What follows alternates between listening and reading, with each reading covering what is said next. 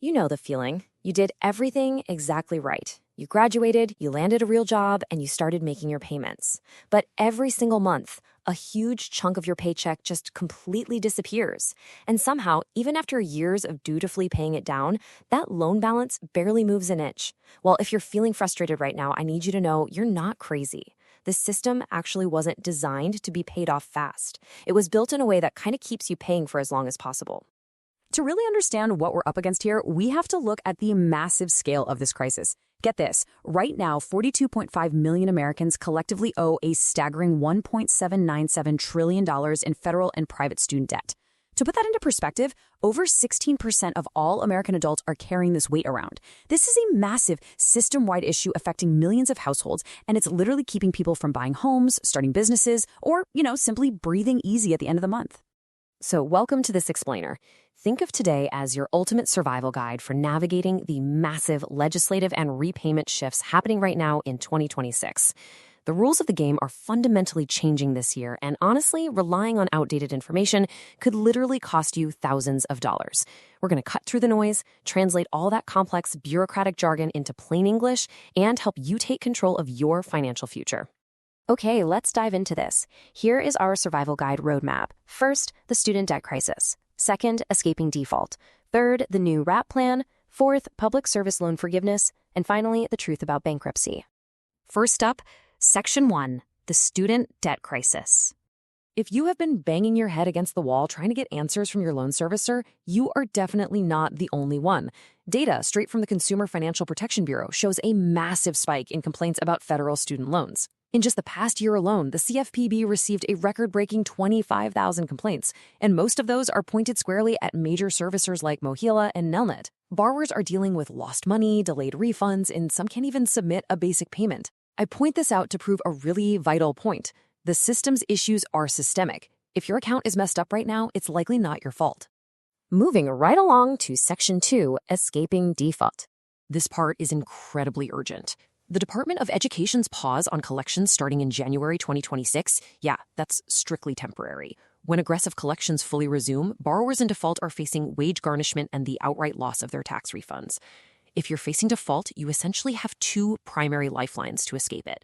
First is loan rehabilitation. In layman's terms, you agree to make 9 on-time monthly payments based on your income, do that, and your loan gets pulled out of default.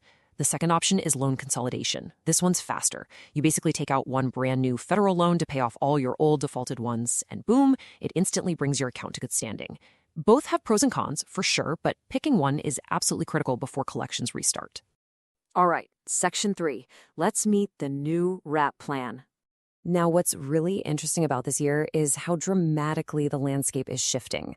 It's all because of the newly implemented One Big Beautiful Bill Act, or OBBBA. Regardless of the politics behind it, the actual mechanical impact on your repayment is huge.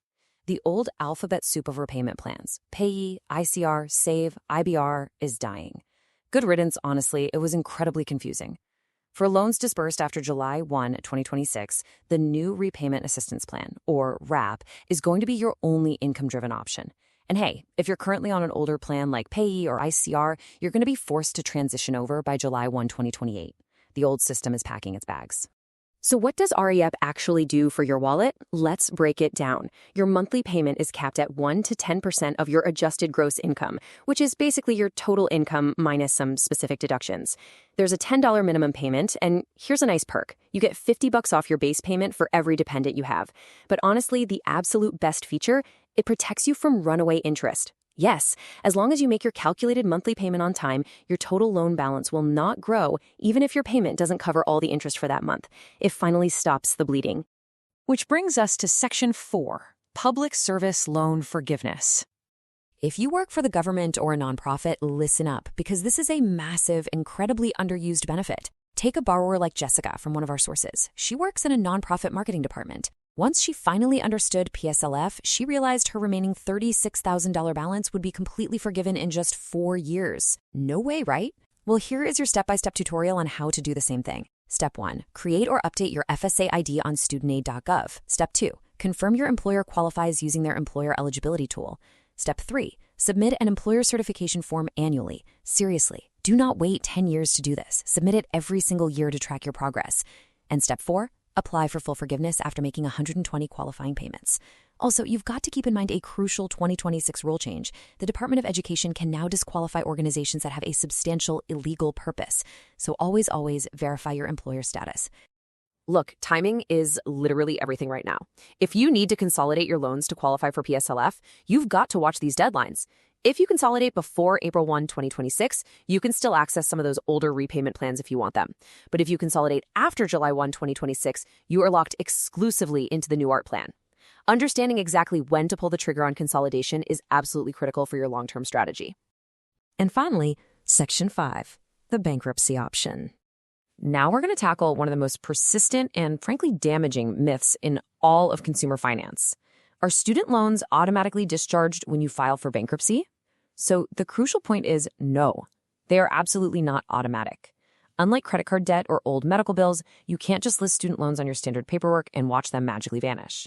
You actually have to file for a separate legal review. In bureaucratic terms, they call this an adversary proceeding.